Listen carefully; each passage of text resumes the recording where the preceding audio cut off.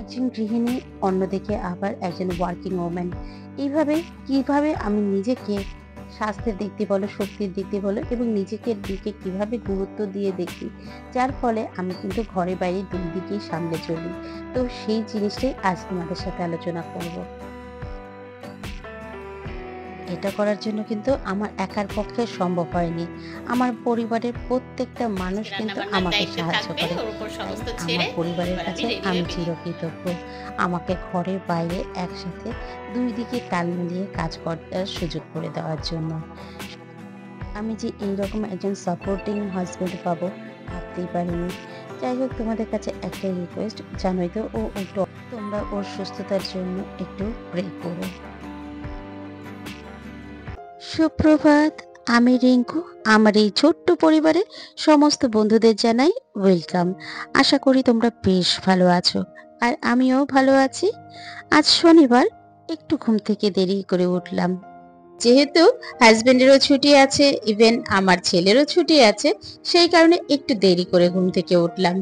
তো উঠেছি প্রায় ধরো 7:30টায়। তারপর বেশি আর দেরি করিনি। আগে একটু স্নান টান সেরে তারপর এই যে গাছ থেকে ফুলগুলো তুলে নিচ্ছি। এই আজকে আগের দিনের ব্লগে যে বলেছিলাম আমার গাছে একদমই ফুল ফুটছিল না, কিন্তু আজকে আবার সেটাকে আমার মনটা ভরিয়ে দিয়েছে। এই যে গোপুসোনাও কিন্তু উঠে পড়েছে। গোপুসোনাকে একটু নমস্কার করে তারপর সকালটা শুরু করব। আজ যেমন টগর ফুল ফুটেছে, অপরাজিতা ফুল ফুটেছে, ওদের কিন্তু বেলি ফুলও ফুটেছে। আর দুটো টাইম ফুল ফুটেছে, সেগুলো বেশ ভালো লাগছিল, তাই তুলে নিয়ে আসলাম। এই ফুলগুলো না দেখতে বেশ ভালো লাগে। ব্লগের শুরুতেই বলেছিলাম আজ শনিবার, সেই কারণে হাজবেন্ডের অফিস নেই, কিন্তু আমারও আছে, আমার দেওরেরও আছে। দুজনে কিন্তু আজ অফিসে যাব। তাই চটজলদি কি খাবার বানানো যায় সেই চিন্তা ভাবনা করে চলে আসলাম রান্নাঘরে।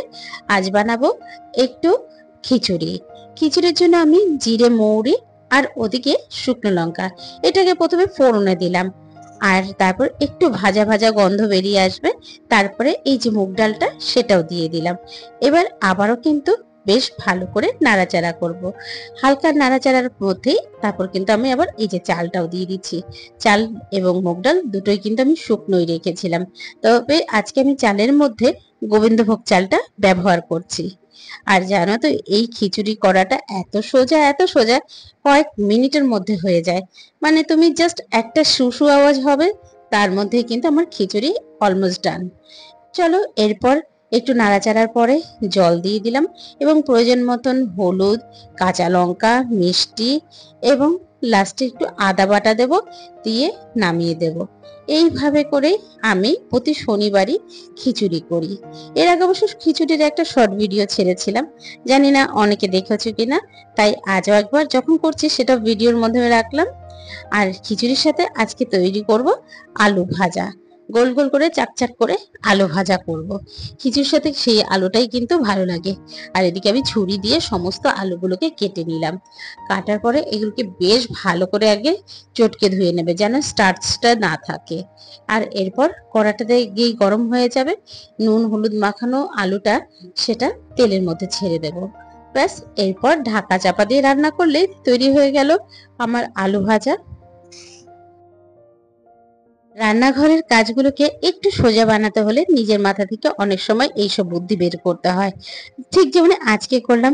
কেন বলতো আজকে খিচুড়ি করলাম? যদি এখন ভাত করতাম, তাহলে আমার হাজবেন্ড এবং আমার ছেলে এবং শাশুড়ি তিনজনেই বাড়িতে আছেন, এরা হচ্ছে একটু ঠান্ডা ভাত খেতে হতো। আর এখন যেহেতু আমি করলাম না, যার ফলে দুপুরে বেশ কিছুক্ষণ আগে, খাওয়ার আগে ভাতটা বসিয়ে দিলে ওরা গরম গরমও খেতে পারবে। আসলে অনেকের গরম পছন্দ, অনেকের ঠান্ডা। যাই হোক, তোমাদের সাথে কথা বলতে বলতে ওদিকে কিন্তু আমার আলু ভাজা কমপ্লিট। আর এদিকে যেই প্রেসার কুকারটা খুললাম, দেখলাম সমস্ত জল শুকিয়ে নিয়েছে।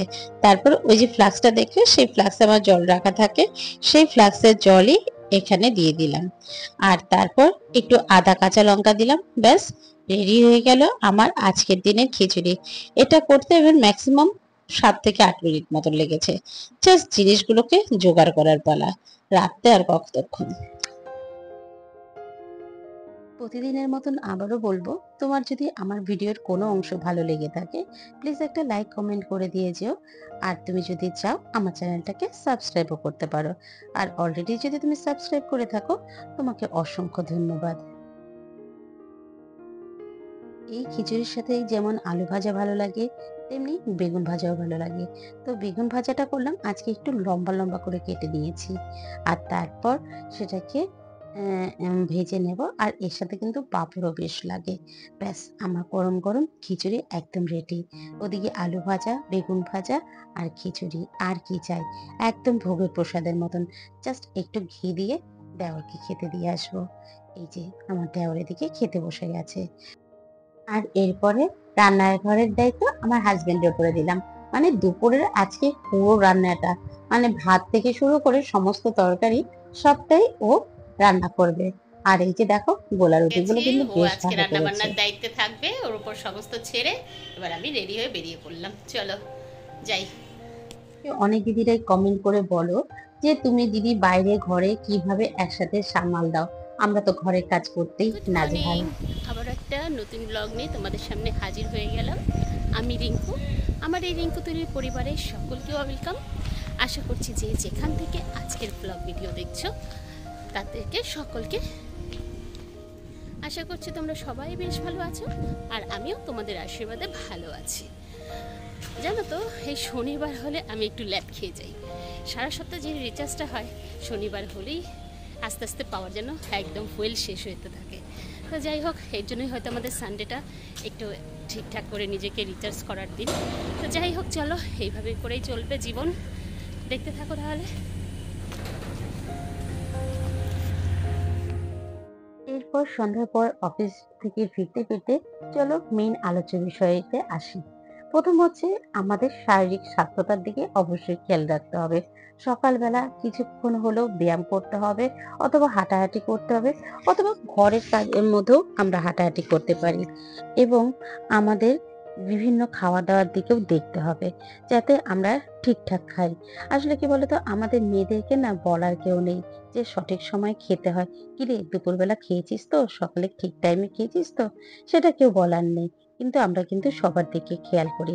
যাই হোক, সেই জন্য বলি আমরা নিজেরা যেন সবসময় নিজেদের যত্ন নিজেরাই করে থাকি। আর এরপর প্রচুর পরিমাণে জল খেতে হয়। আমি কিন্তু সারাদিনে প্রায় 4 থেকে 5 লিটার জল খেয়ে থাকি। আর তারপর হলো ঘুম। রাতে যেন পর্যাপ্ত পরিমাণে ঘুমোতে হয়, যেমন কি মিনিমাম 7 থেকে 8 ঘন্টা। যদিও এক এক সময় আমার এটা একটু বেড়ে যায়, যাই হোক কি আর করা যাবে। আর তারপর হচ্ছে নিজেদের যত্ন। আমার নিজের যে ইচ্ছে সেটাকেও একটু গুরুত্ব দিতে হবে। যেমন আমি নিজের জন্য একটা সময় রাখবো, সেই সময়টা আমি কি করব আমিই ঠিক করে নেব। যেমন এই বর্তমানে আমার এই ইউটিউবটাকে খুব ভালো লাগছে, তার জন্য একটা নির্দিষ্ট সময় আমি সেট করে নিয়েছি। সংসারের কাজের ফাঁকে হোক আর যখনই হোক আমি কিন্তু এটা আমার জন্য রাখি।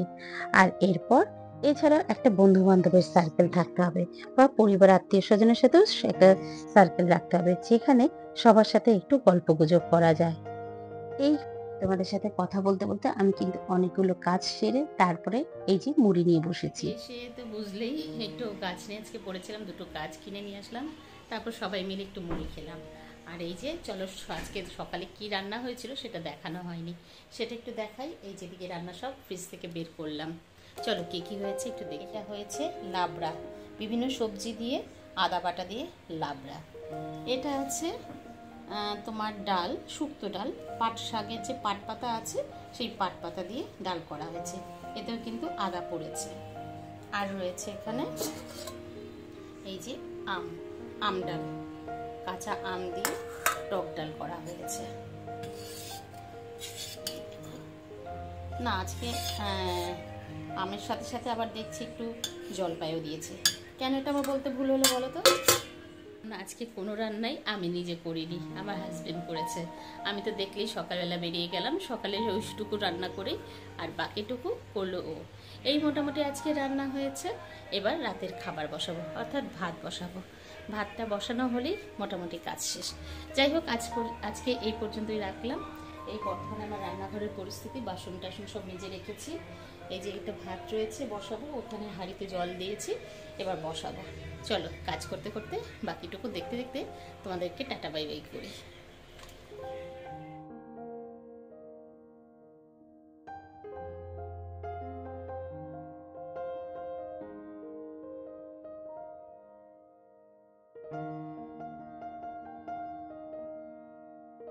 আরেকটা সব থেকে গুরুত্বপূর্ণ হলো, আমাদের সংসারে প্রচুর কাজকর্ম থাকে, তবে প্রত্যেকটা কাজের মধ্যে সবাইকে, পরিবারের প্রতিটি সদস্যকে ইনভলভ করতে হবে।